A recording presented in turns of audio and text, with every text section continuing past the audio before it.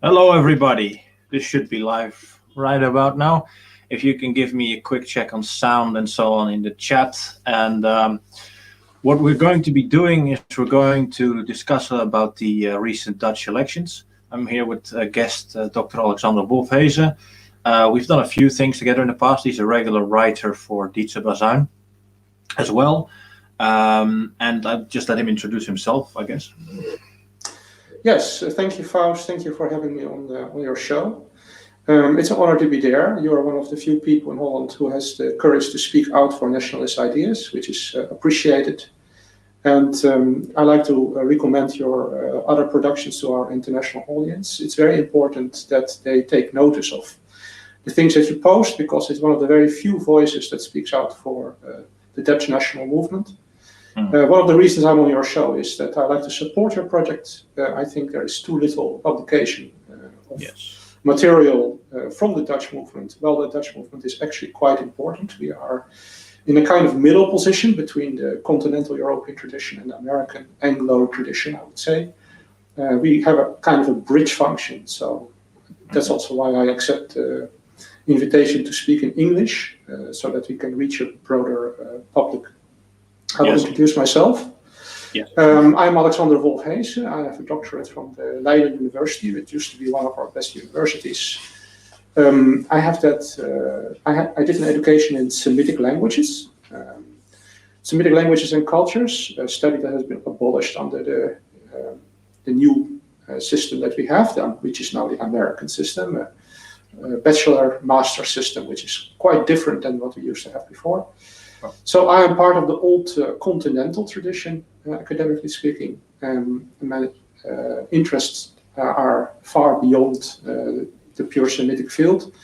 I have been doing specialized research in Babylonian and Sumerian languages, but I do a lot of cultural historical work, and anthropology is one of my other fields of interest.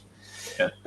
I have published 2 books on cultural history, which focus on recent European history from a traditionalist point of view, so the traditional school, Evola, Quenon. I have one here. Let me put this one in camera. This is published by Arctos, Alba Rosa. I would generally recommend this to people who are new to the traditionalist philosophy. To me, it sort of reads like a curriculum book for if you were to take a course in traditionalism. That's how I would describe the book, essentially. You're quite right in that. All my books are that. They are introductions to material that has been skipped out of the regular academic curriculum. It is a reader, I would say, on the perhaps second year of the BA or third year of the BA, that allows people an easy entrance point into alternative schools of thought, primarily the traditionalist school in my case.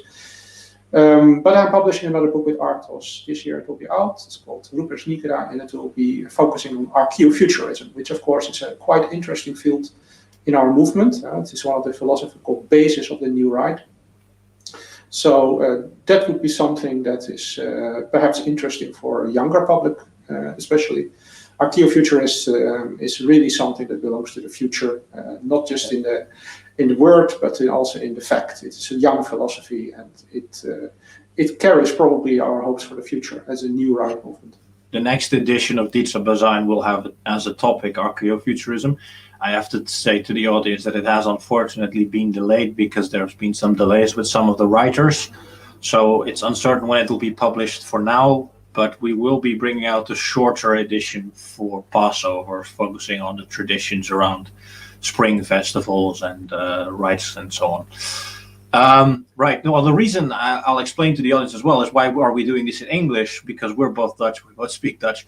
We're doing this in English because a lot of Dutch people watch their content primarily in English. And this is a topic that's generally interesting to the rest of my audience, I suppose.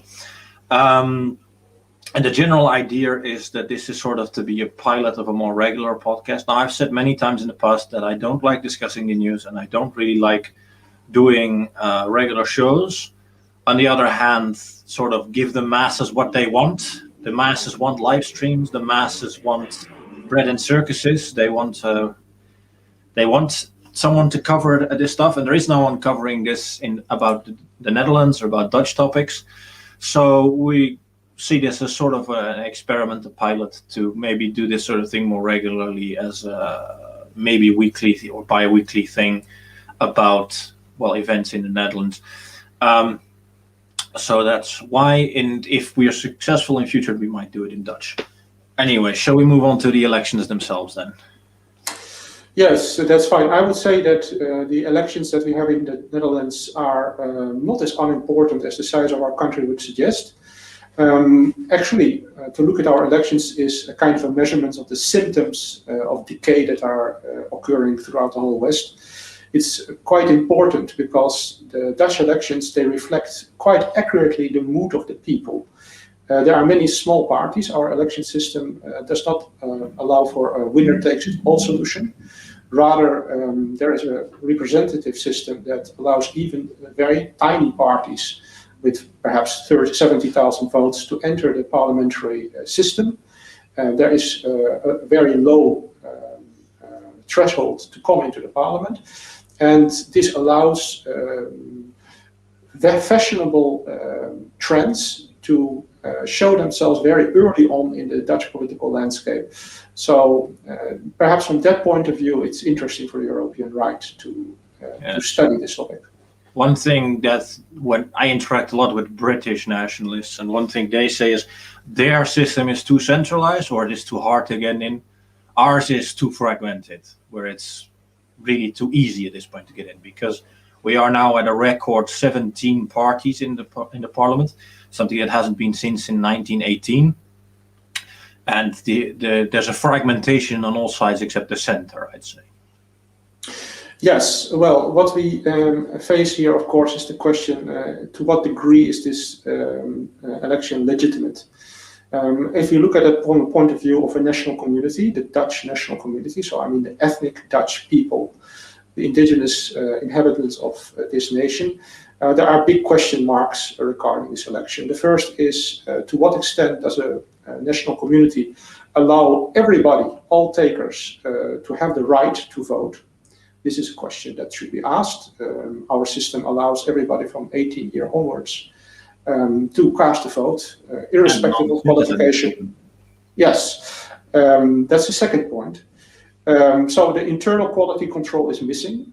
Everybody can vote, irrespective of their duties in life, irrespective of their contributions to the system, irrespective of their criminal status, irrespective of their education level. That's a critical point. But the second point you just touched upon, it is true. To what degree is an election legitimate in case a government lets in hundreds of thousands or even millions of people that don't belong to the national community? We face this problem in that sense. I mean, you're literally allowed to vote as a non-citizen. If you are an EU citizen and you are resident in the Netherlands, you are allowed to vote for municipal elections, which is a ridiculous system because that's mostly students and workers for big finance and so on. People who have no vested or stake interest in the country, they shouldn't have a right to vote. Yes. And then there's the migration question as well. But yes, I think more essential is the fact that the national elections are still protected in this sense that they are limited to people with a Dutch nationality, a Dutch passport.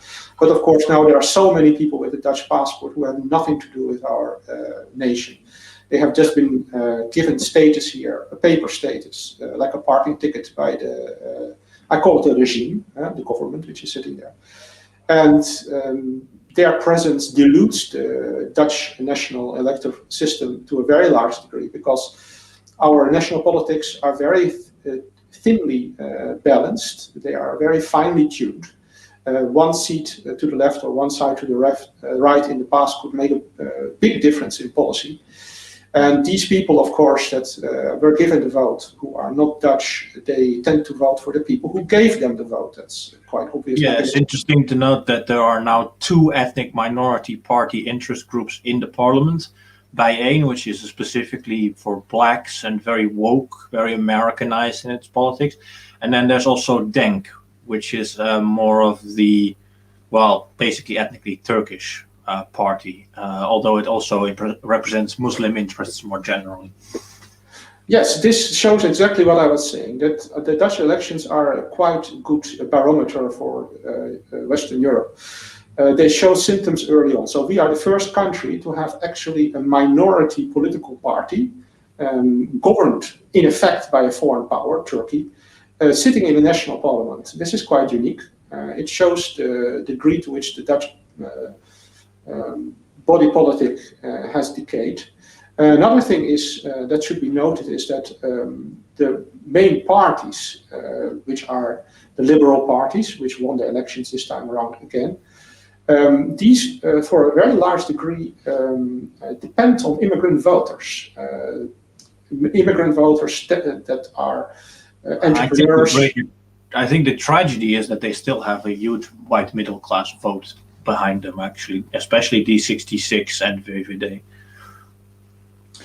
Yes, that is true. But because the voting system in Holland is so finely tuned, a few seats make a difference.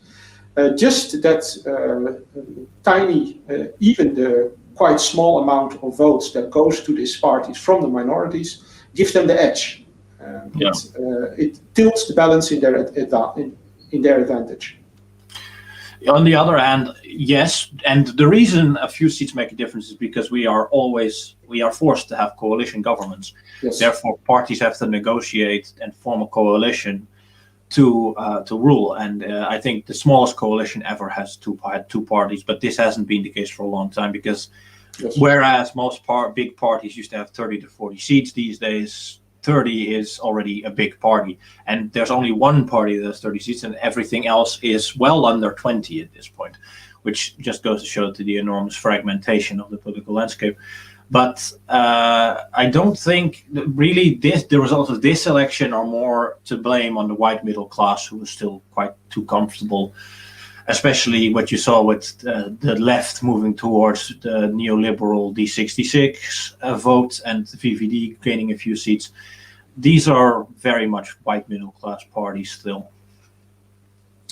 Yes, of course. Another interesting thing is to see the growth of the liberal side. So what we do have are two classical liberal parties. It is the VVD and the D66, which in the nationalist right we call always the D666, of course.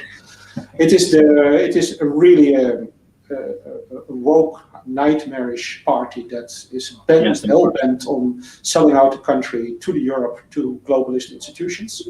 They're like a big breakthrough this election. They're the Clinton party, maybe I describe them as that. Very much like big on euthanasia, abortion, gay rights, all the internationalist stuff, and at the same time extremely pro-capitalist, pro-mega corporations and all that. Even though they'll have the rhetoric about economic inequality and so on.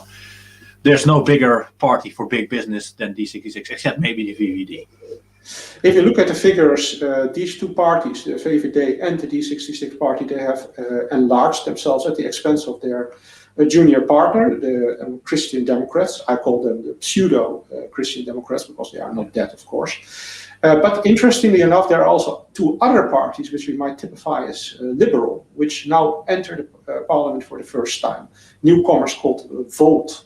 It's a European liberal party, and another party called GA21, which is in Dutch pronounced Ja21, it means Yes 21, which is a split off of the Baudet party, but made up of so-called conservative liberals.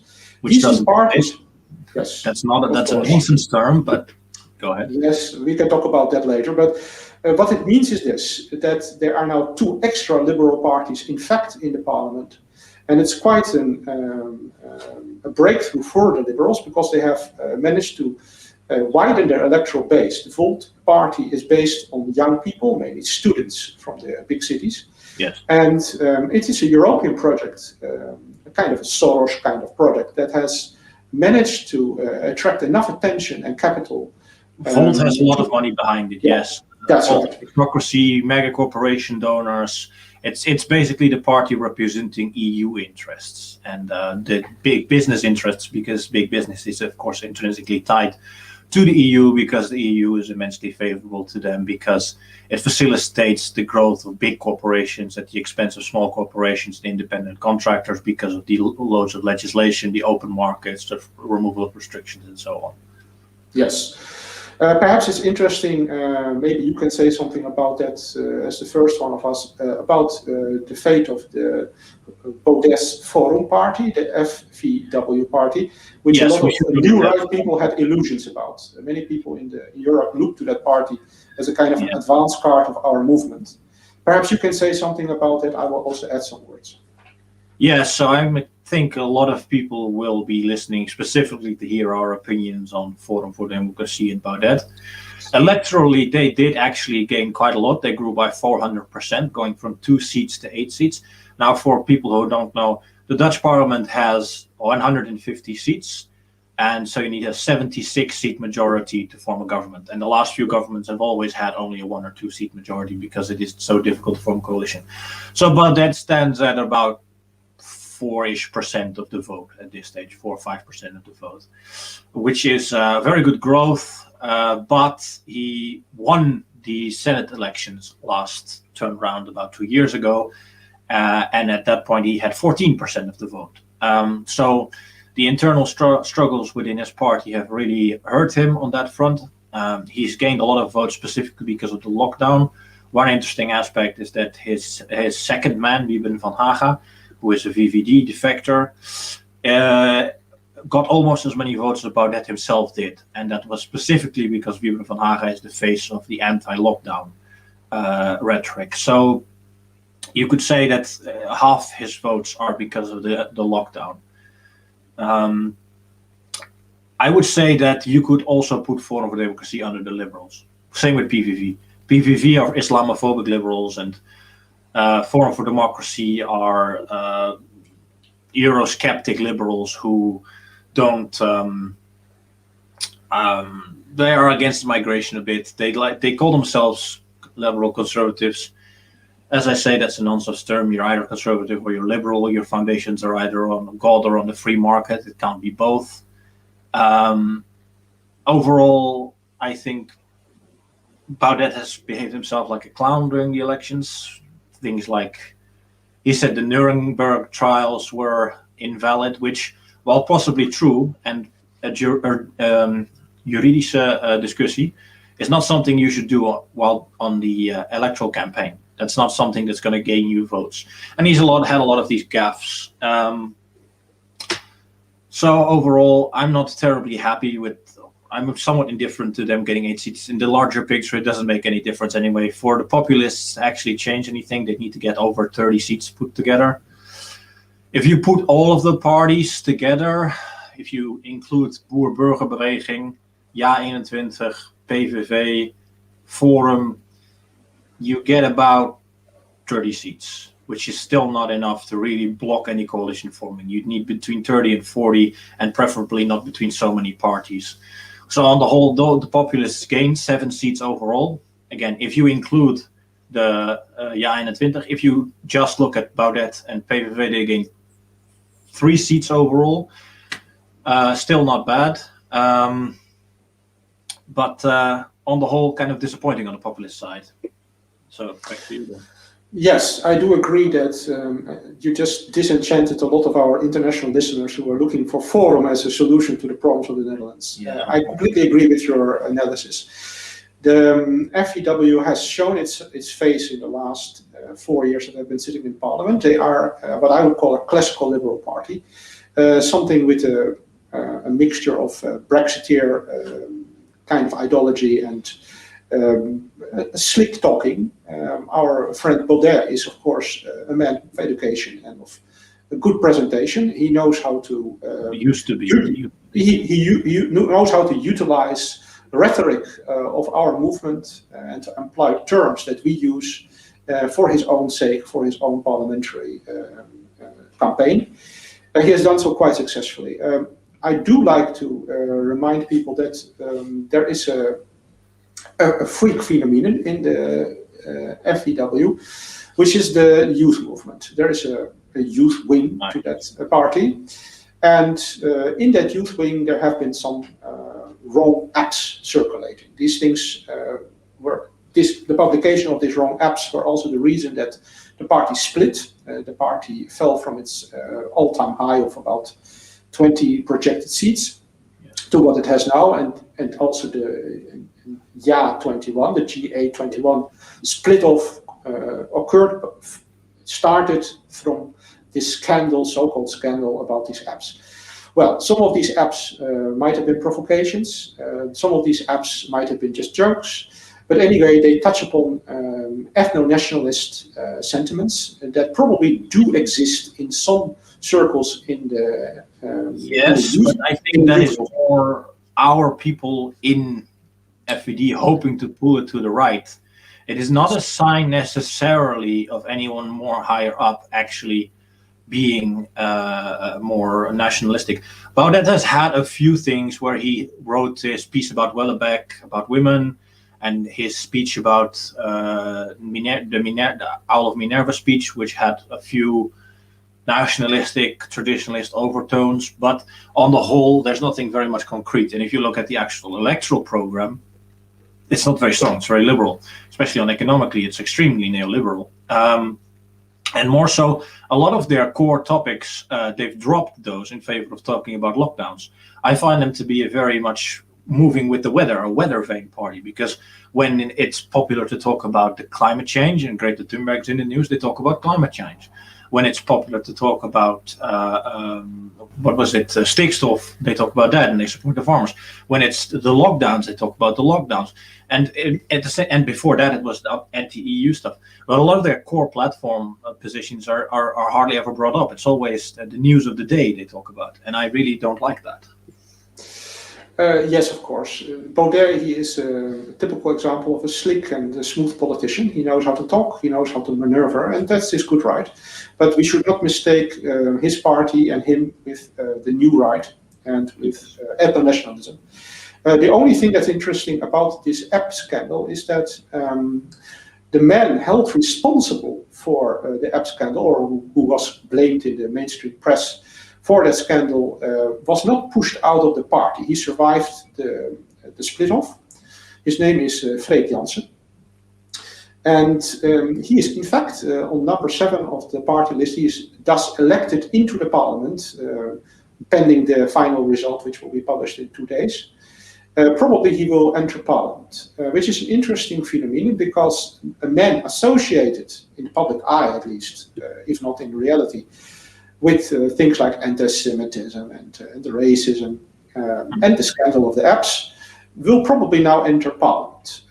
I do believe that the Forum profits from this kind of perception in a certain way.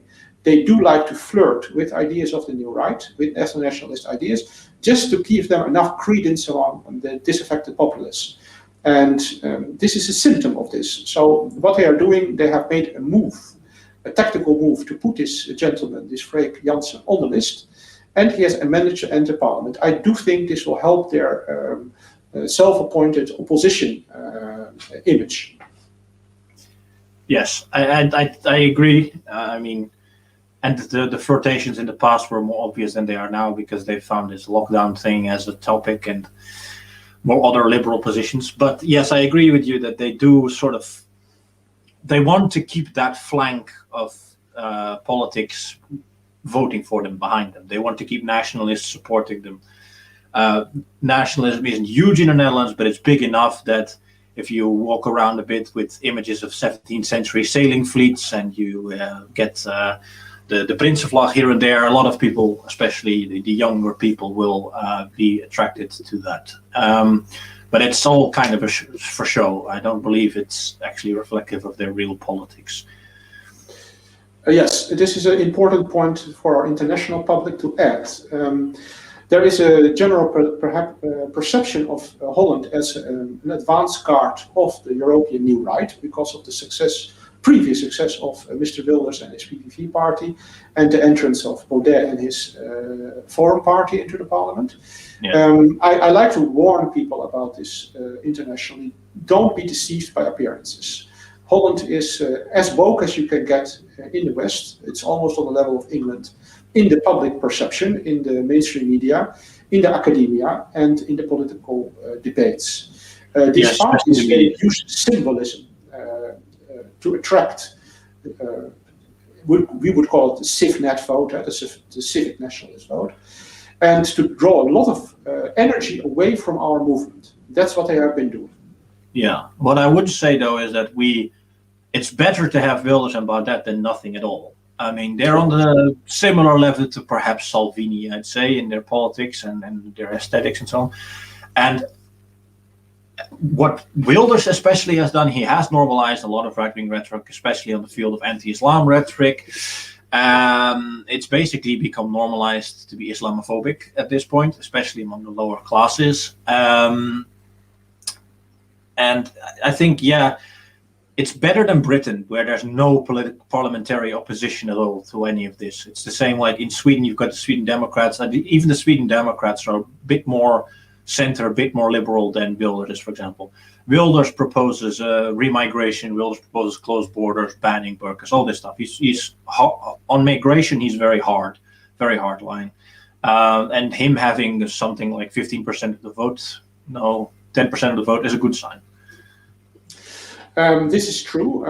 We should point out to international listeners that the system that we have in Holland means that there is a cordon sanitaire. So that means that the mainstream, the cartel parties, we call it, which have been holding power for a long time in Holland, have excluded Wilders' party as well as Baudet's party from power. They never let them enter a coalition, and this means that none of their propositions and none of their policies has actually worked out and has actually had effect on policy in the Netherlands. It means migration has not slowed down even in the time that Wilders and Baudet have been active.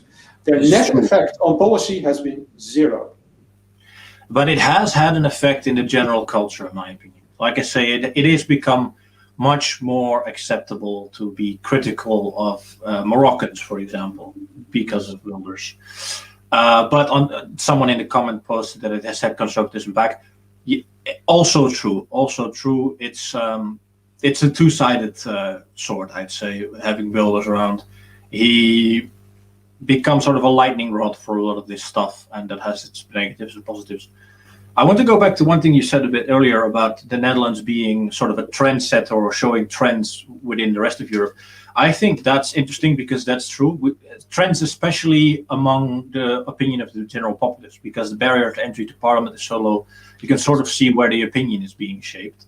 And the fact that we have a very Europeanist party, Volt, coming in with 4 seats. We have Ja 21 coming in as a sort of classical liberal Brexiteer sort of party. We've got Bijeen, we've got Denk as minority interest parties. This sort of seems to point to the trend that we will probably be seeing in the coming few decades, or at least the coming decade. I wouldn't want to predict longer than that, in the rest of Europe as well, where sort of classical liberal opposition to globalism will grow. Minority interests will become increasingly agitated and try to act for themselves. And the white middle class will continue to shift neoliberal. Unfortunately.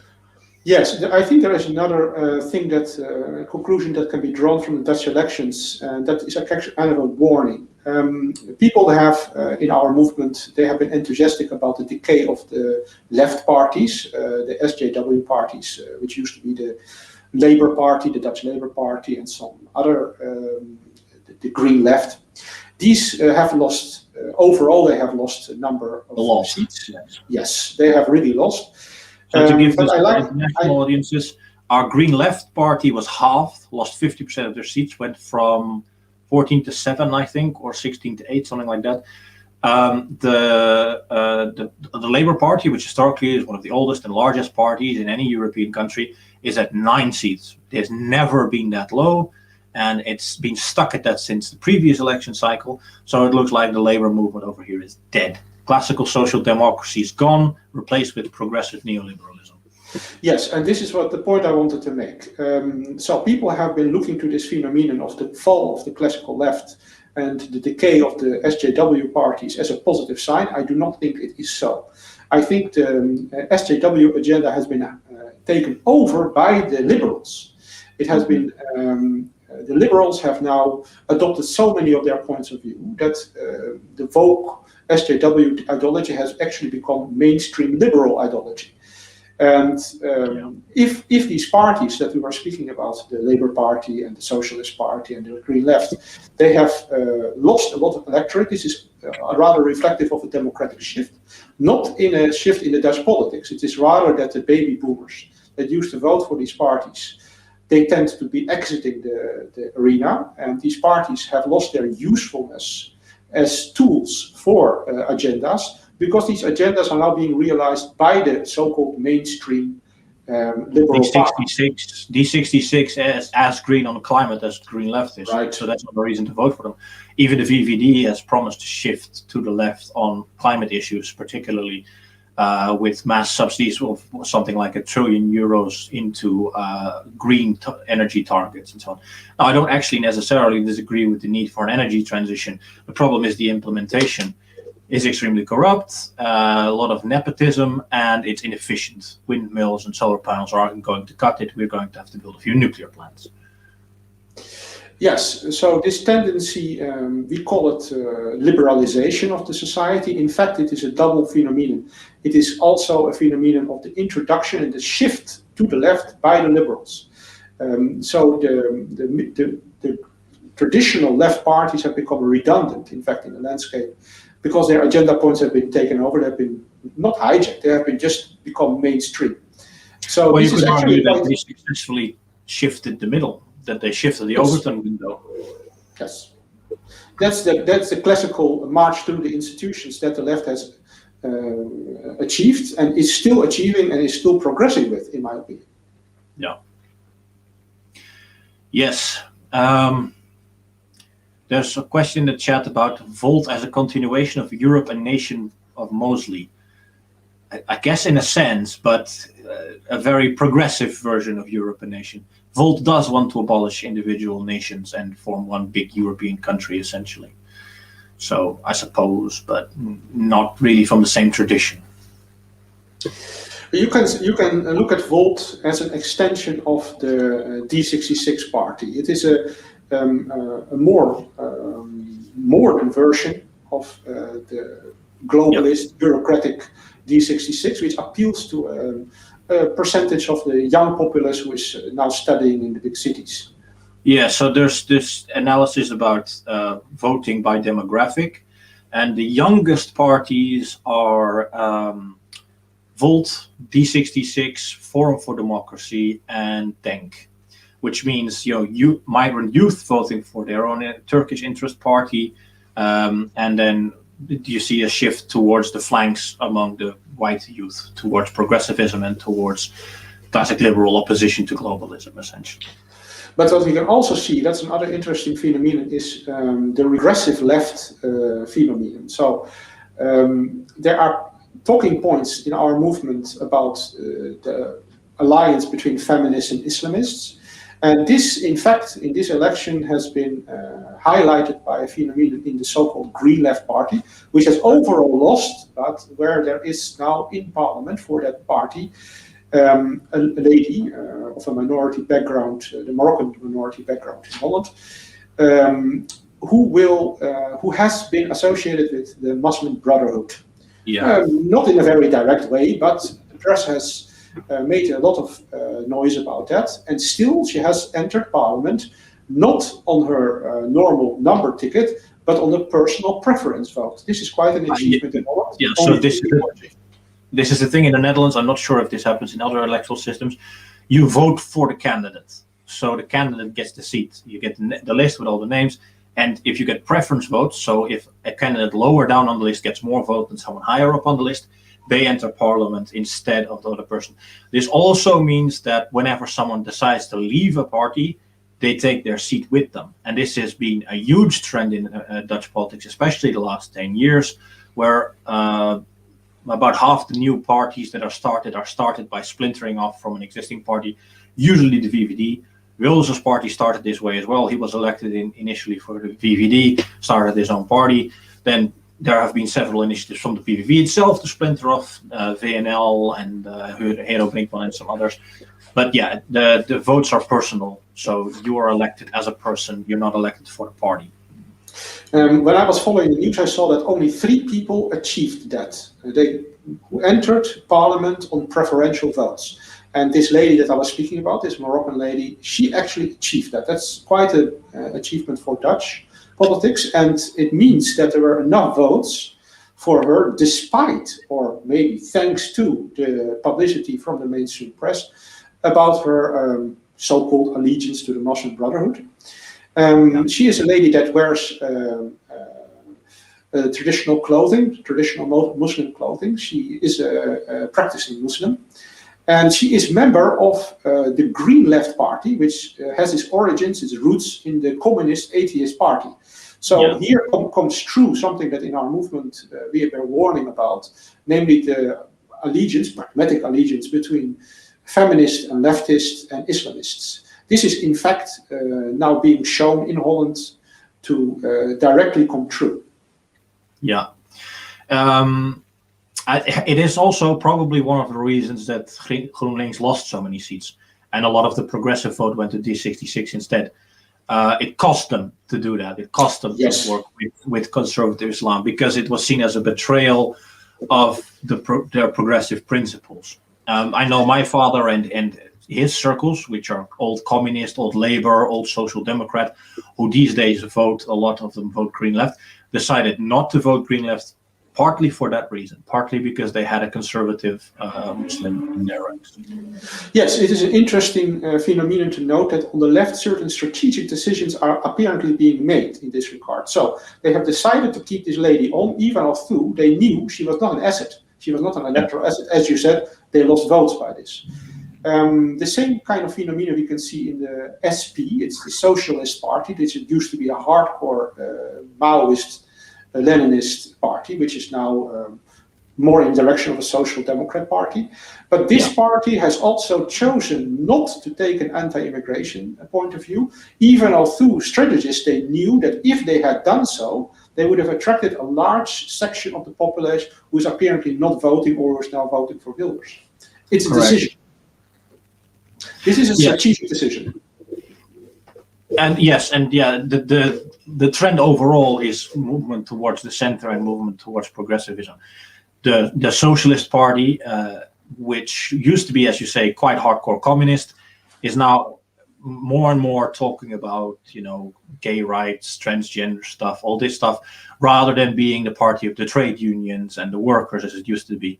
It's also becoming a very old party because it's not attracting any youth. The youth is all going towards D66 and less the Green Left now, but towards progressivism. So the SP probably decided, as you say, as a strategic decision to move towards the middle. But this also cost them. But it might be that Green Left and SP are losing just in the short term, and that in the long term, with the increased migrant vote and the increased progressive vote, they will gain. On the other hand, they might fuse into one party. It's been discussed for the last years, and it's now very prominent as well, that the Social Democratic Labour Party, the Green Left, and perhaps the Socialist Party should just fuse to make one big left-wing party that is actually able to influence politics.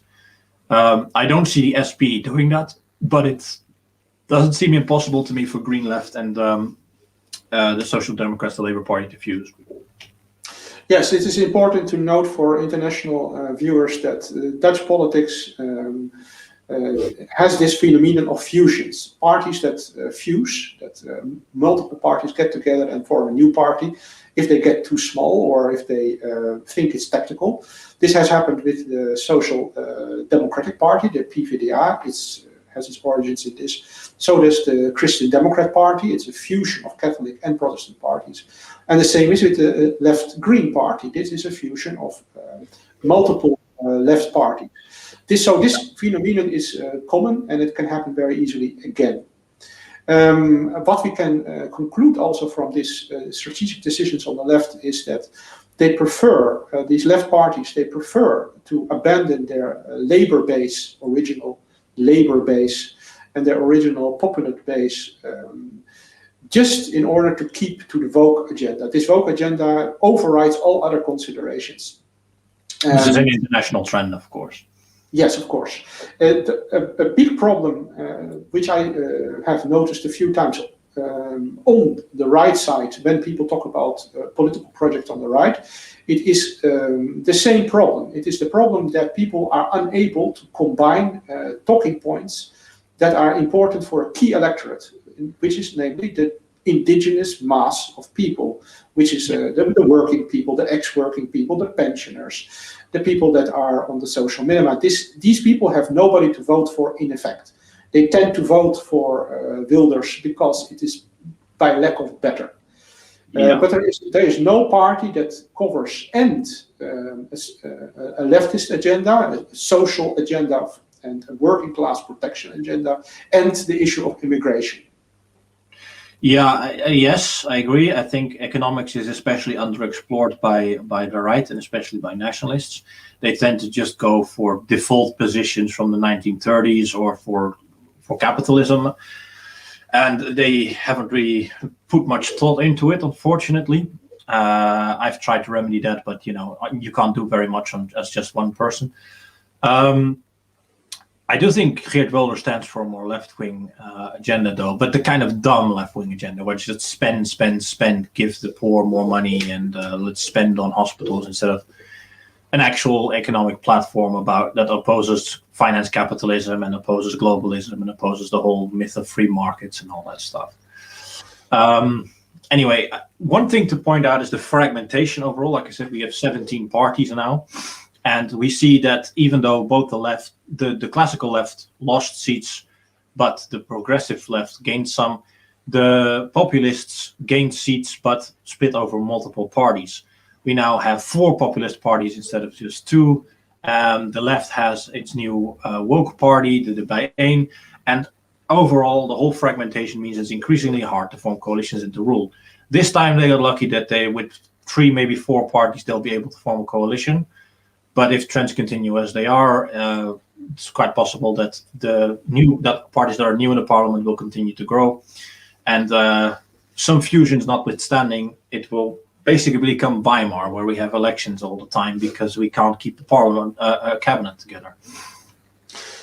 I do think there is another thing that the left has achieved, which is very useful for them. They are able to insert into the Dutch system small advanced card parties, which are hyper-progressive, like Bijeen.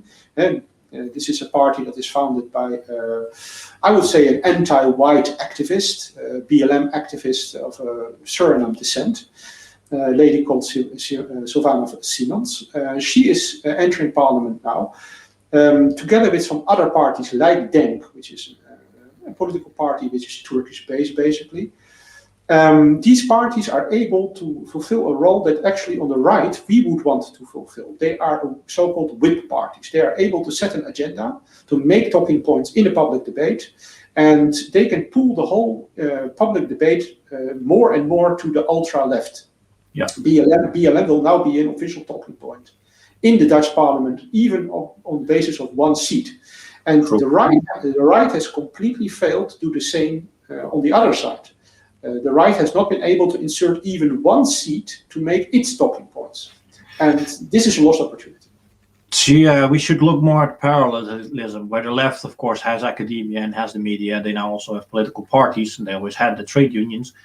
We are going to need those things for ourselves as nationalists, as white people, as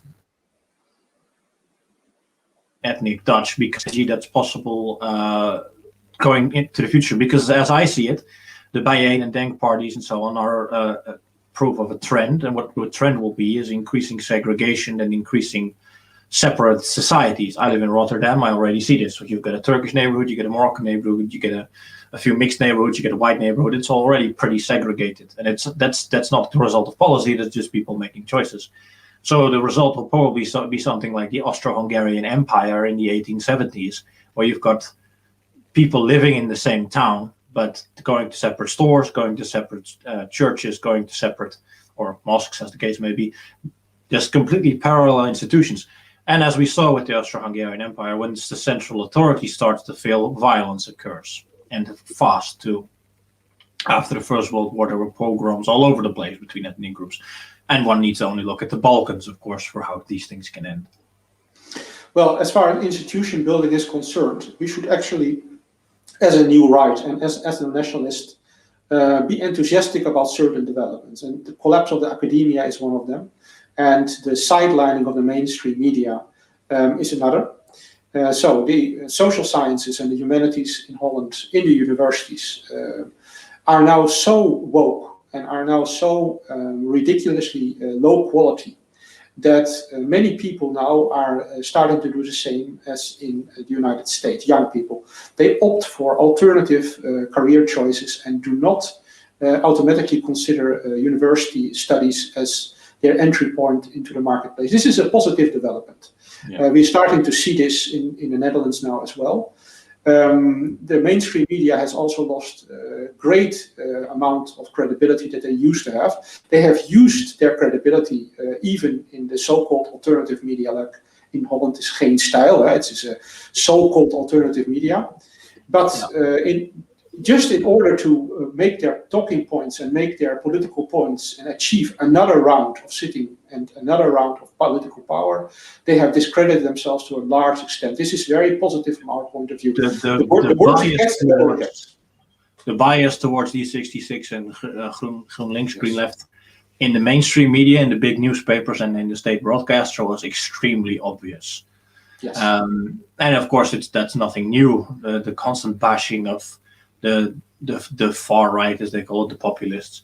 That's been ongoing for a long time, but also the VVD increasingly. If you look at actual guest appearances on talk shows and so on, even the VVD is very underrepresented. The SGP is underrepresented. All parties on the right are underrepresented in favor of Labour, Greens, D66. Yeah, so this is a positive development. Academia and mainstream media, they are losing ground. They are losing credibility. Another phenomenon that points in the right direction is the fact that the Dutch people have now gone through several rounds of public protest, which is quite rare. Dutch people are quite law-abiding and quite civic-minded. They do not like riots and they do not like activism. Yeah. Even although that is true, the last summer we have noticed, and also this year, a few times quite spontaneous demonstrations by quite large numbers for Dutch standards.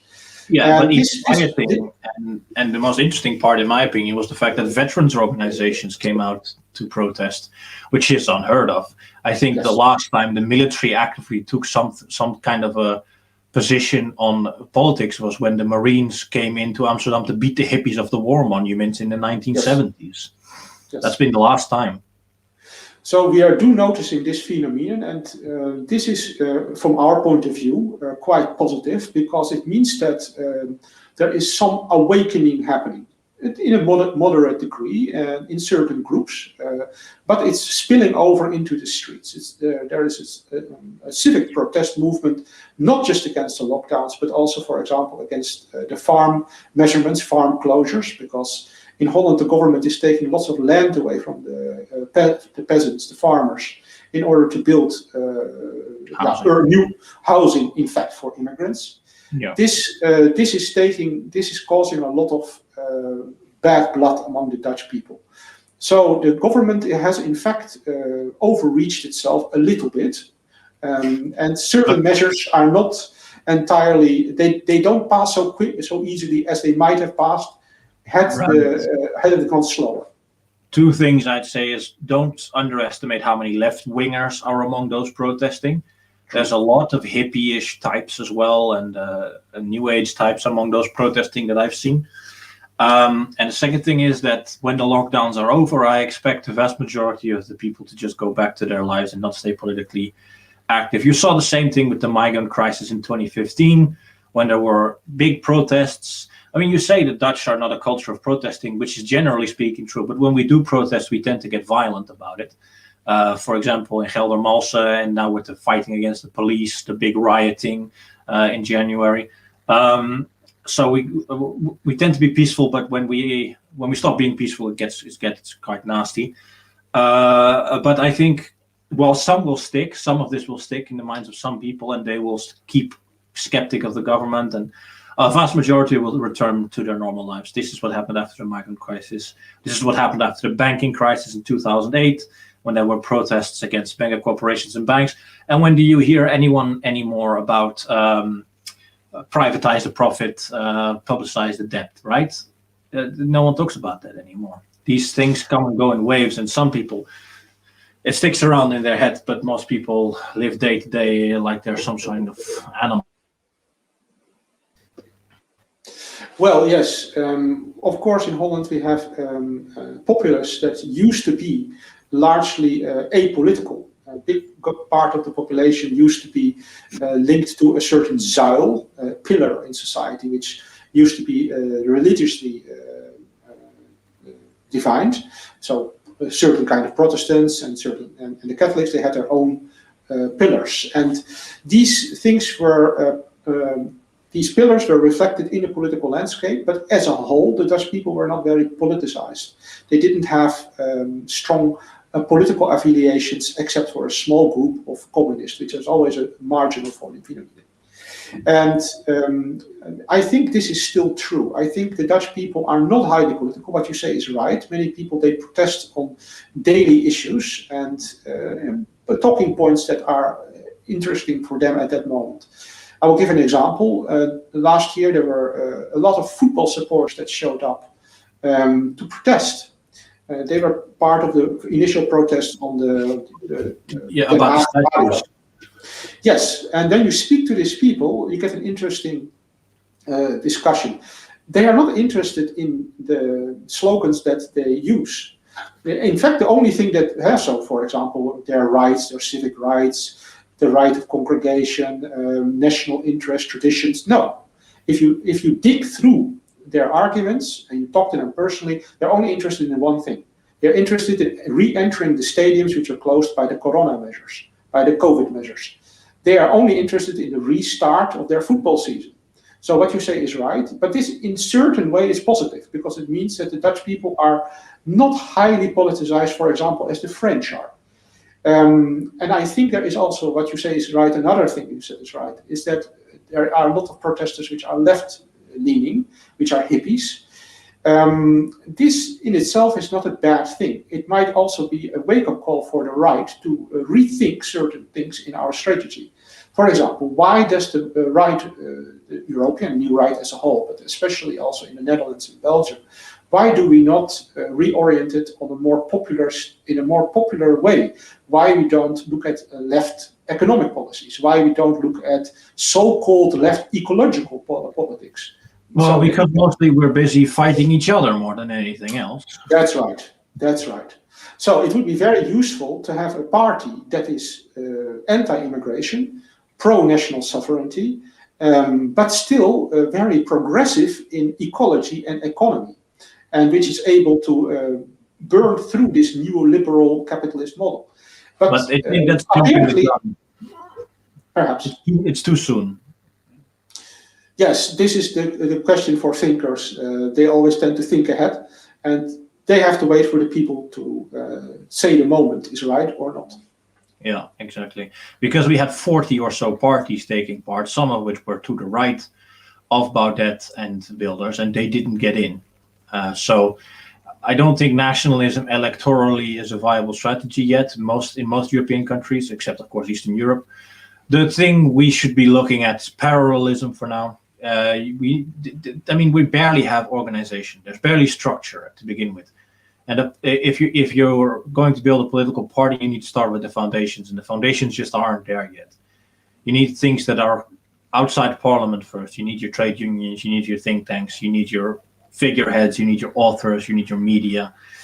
Some of that's already growing. You could say On is that for the classical liberals, for example. But we don't have much in the way. Think about Europe. How many big authors do we have? How many big publications do we have? There's Arctos. There's a few magazines here and there. There's some Ukrainian and Russian stuff. And of course, there's the French New Right, and there's a little bit around Lega in Italy. But there isn't actually that much anyway. There's in a lot of countries, there's more street organization, for example, Casa Pound and so on. But in terms of pan-European cooperation, there's nothing, and a lot of our countries still don't have a good enough structure. For example, the Netherlands, the scene is far too split, even though there's probably enough people to start making change. We can't get anyone together to do things. Yes, both you and me have experience with that. We have associated with certain organizations in the past and seen and try to help them to make a forum, a real forum for the ethno-nationalists here. But I do believe there are other forces at work here as well, and this ties into the election results. We are facing censorship of an unprecedented degree. Algorithmic manipulations, search result deletions, deplatforming, outright censorship. And these things tie in with the election. So the party that has been promoting the censorship the most in the Netherlands is, of course, the D666 party, and led by two ladies, Ollongren and Kaag. Kaag now taking the first role, but Ollongren, she was the Minister of Interior. She was, of course, in charge of things like cybersecurity and the Secret Service. SleepNet. She has really made a dent into the Dutch nationalist movement by implementing heavy-handed censorship measures and recommendations, especially recommendations. So the government at Holland doesn't intervene directly. It intervenes with advice to local municipalities and to companies. And the deplatforming means that even if the new right or the ethno-nationalist sentiment in Holland is on the rise, nobody would notice it overall. I mean, you and me might notice it because we are a little bit familiar with the scene, so-called. But in the public eye, that perception will not be copied. Yes, and Ollongren, yes, the SleepNet, for example, the new cybersecurity law, which allows the government to spy on you and keep the data for 2 years, which was passed 3 years ago or so now. These things are quite effective. Of course, there's also the Antifa groups and so on, but on the whole, the worst enemy of nationalists are nationalists themselves, because they can't keep fighting. They can't stop themselves from fighting each other over quite trivial things.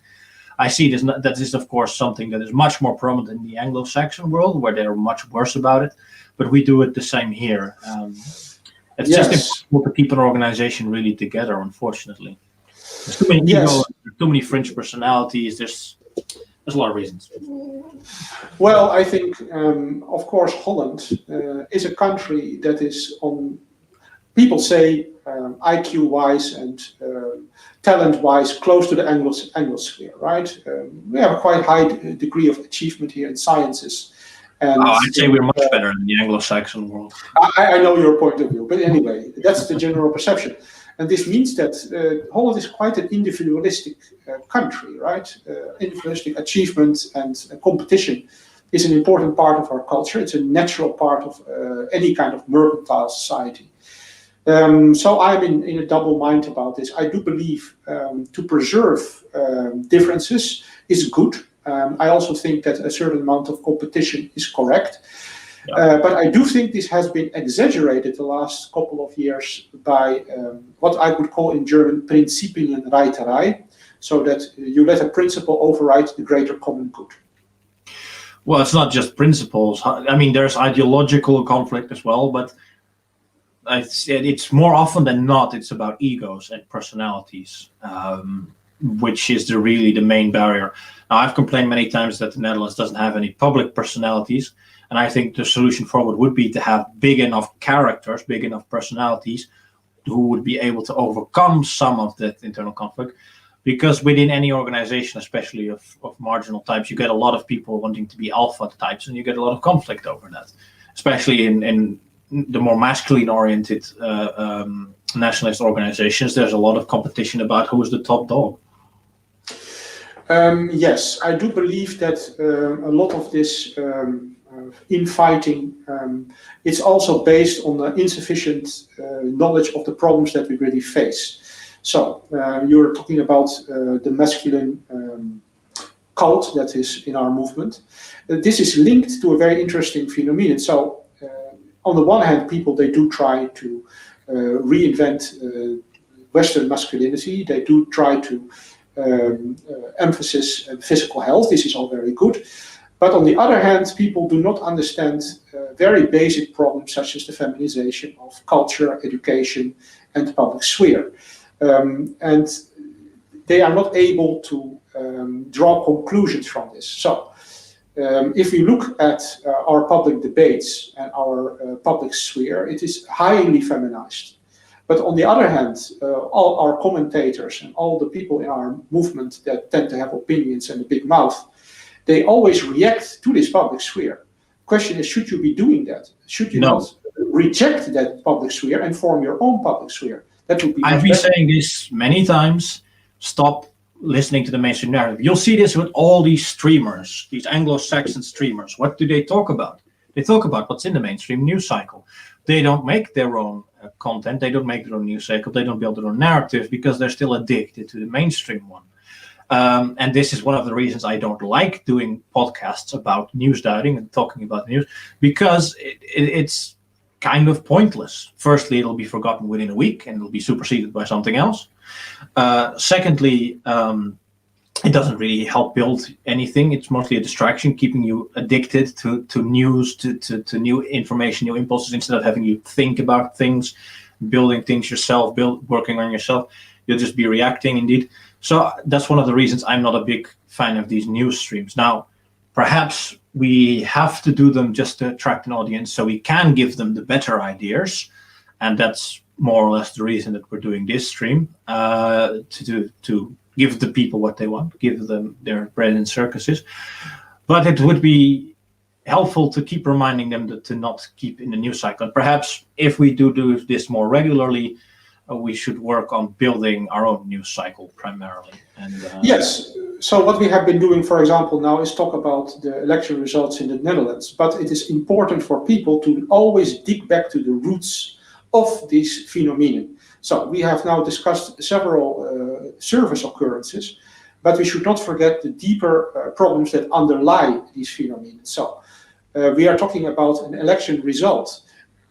Did you ever talk about the form that democracy is taking in our national community? Why do we have this kind of democracy and not another kind of democracy? Are there not other ways to organize our democracy? Another question. It's plutocracy.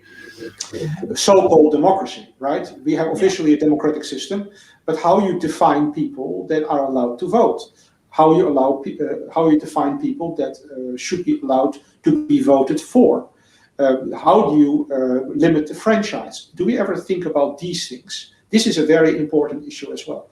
And then the feminization. So we have a debate formats on the national television.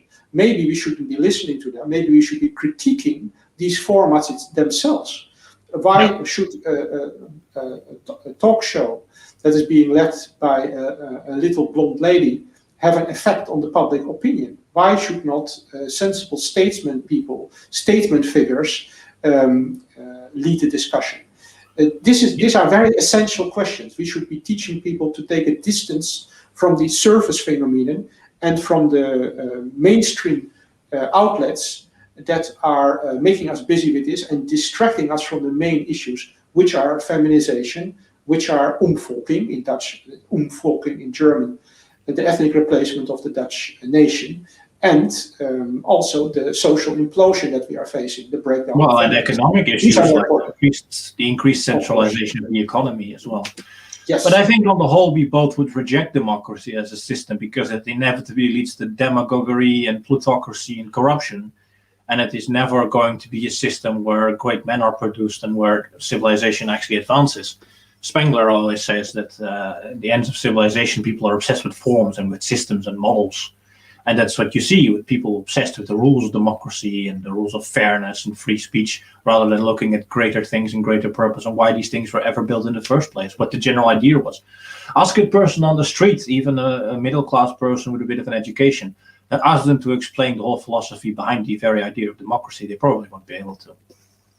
Well, I think the Dutch, they have a tradition that is also existing in a country like Switzerland, which is intrinsically democratic, I would call it. We are a country that is divided into many regions, all of which have a very strong identity.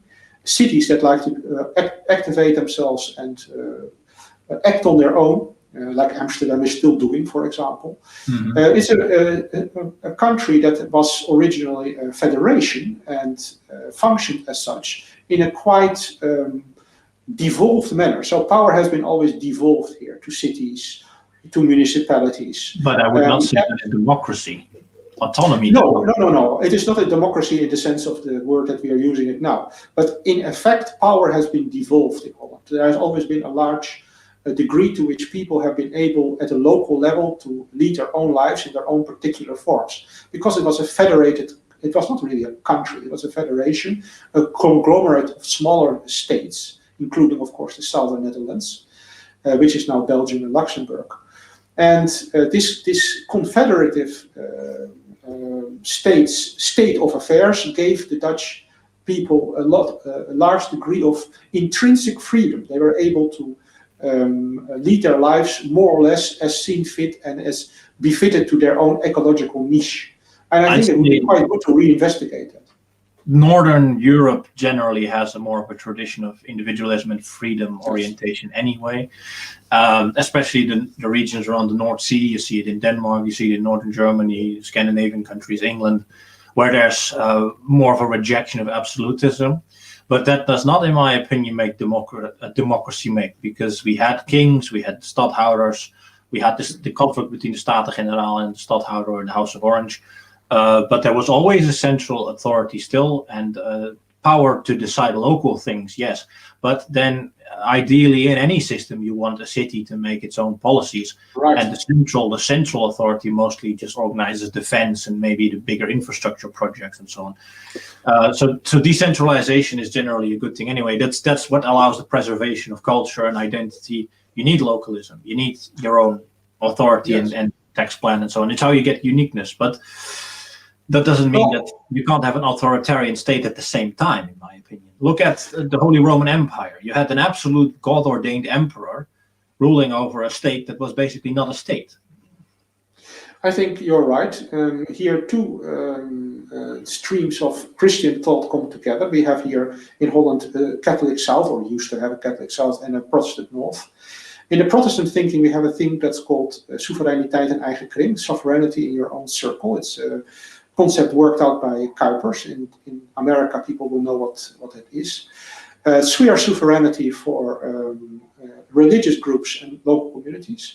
In the South, in the Catholic thinking, this is subsidiarity. This means the devolution of power to the appropriate level. That should never be pulled up higher than is necessary. If we take these two things combined, then in fact, if we would implement them, we would have a much greater autonomy for the individual and for the communities and a better functioning society than under the present system of so-called democracy. And it has to be noted that in the past, people had the ability to influence their lives around them. Voting isn't the only way. In fact, voting is an extremely ineffective way to actually affect the course of the country.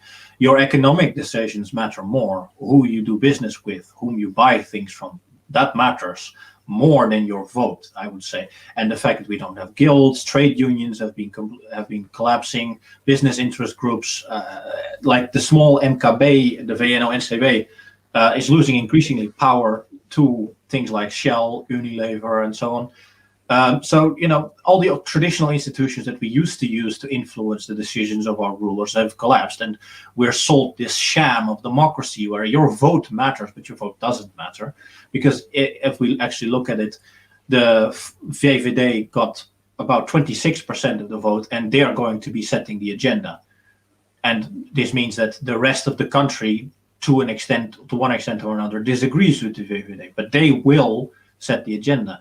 And even then, there's also the EU, which never has gained a majority, always less than 50% of the vote turnout. So it doesn't even hold by its own principles of democracy that the people rule for the people. That's not what happens. It always turns into implicit oligarchy and implicit plutocracy, ruled by corporations. Yes, of course, divide and rule, that's the rule that applies here as well. The more parties there are, the smaller they are, the more fragmented they are, the less there is a possibility of the popular will, if such a thing exists, to filter through to the power institutions. On the other hand, what you say is right. There is a certain percentage That is the maximum now, 26, what you said, for the VVD party, which is quite alarming. We should never forget that in Italy, when Mussolini came to power, one of the reasons he came to power is that the parliamentary system collapsed. It actually collapsed under its own weight. It became ungovernable and very chaotic. It was unable to sustain. This is also what happened in the Weimar Republic. Yes. So I think we do have some of that danger here. You can also see that in the policies of the Prime Minister, Rutte. He is. There is a beautiful cartoon that appeared in the Danish newspaper some days ago. He's sitting on a bike which has two steering wheels facing two different sides, meaning that people have perceived that this gentleman, who is so-called right-wing and so-called liberal, is able to switch course from day to day. And that's what he has been doing. He has been improvising his policies on a very ad hoc basis. He is not able to set out any consistent lines over any duration of period. So we are already seeing the limits of democracy here. Yes, we are. But I think especially so in the Anglo-Saxon world, of course, where it's always been easier for these trends to happen because they don't have proportional representation. You already see the corporatization of politics there for a very long time.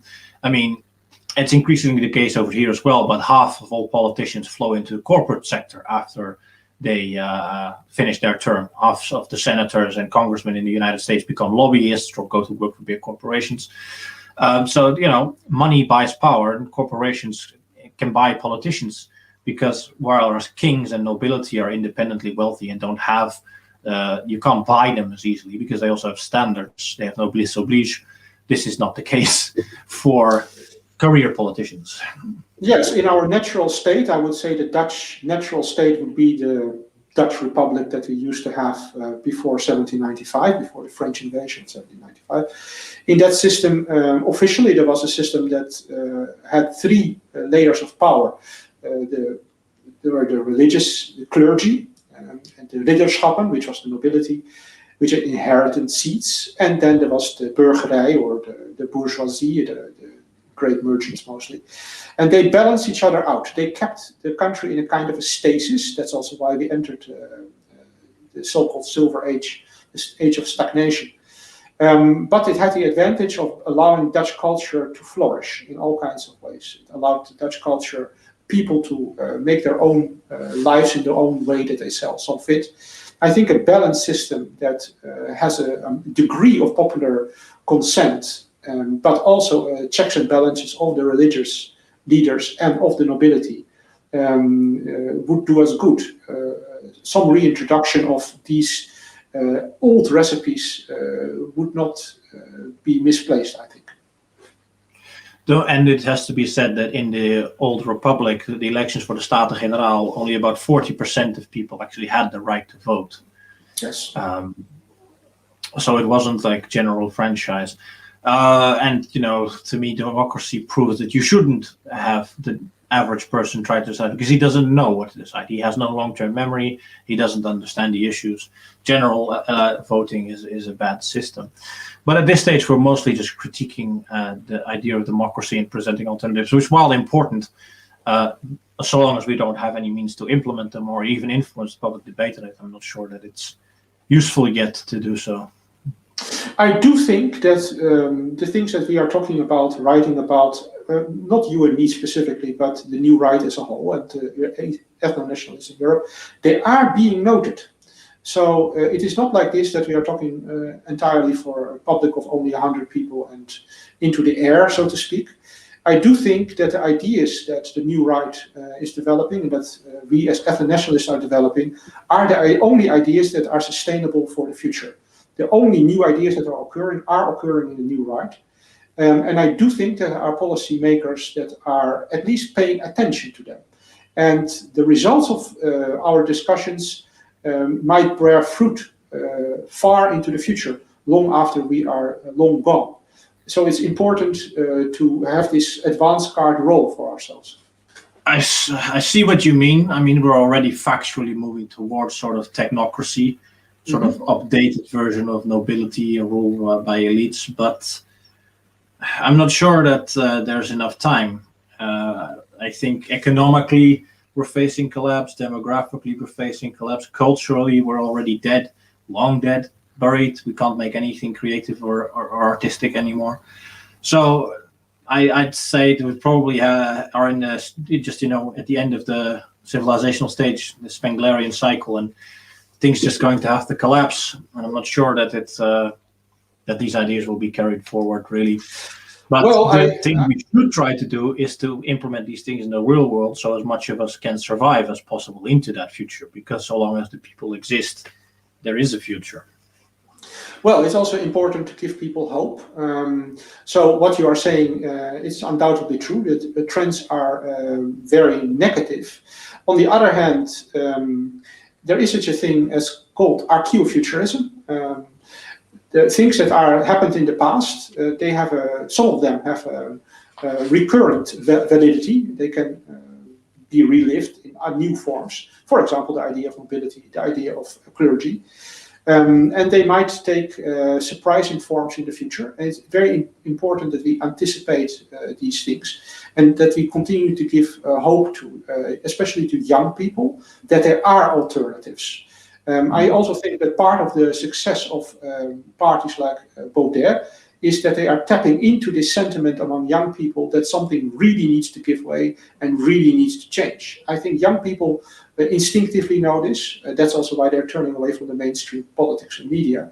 And it's very important that we give some kind of guidance because otherwise the wokers will do that for us. Yes. Well, I think we'll end on that positive note before I bring everything down again. Yes. I would like to ask the audience if they enjoyed this stream. I would like some feedback on this. As I said at the beginning, we might be making this a regular thing, and I kind of want suggestions, criticism, whatever you have, suggestions for guests.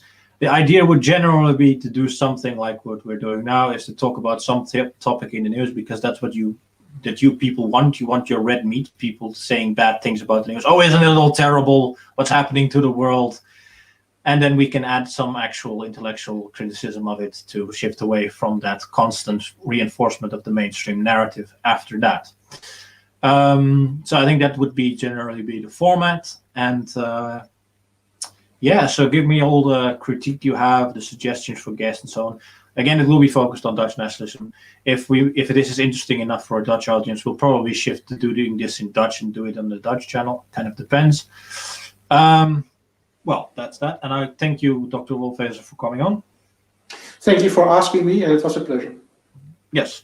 And again, if you are interested in reading about traditionalism, Alba Rosa, you can buy it from Arctos. And it's a good introduction, I'd say, to traditionalism. So that was that. Thank you, everyone, for watching.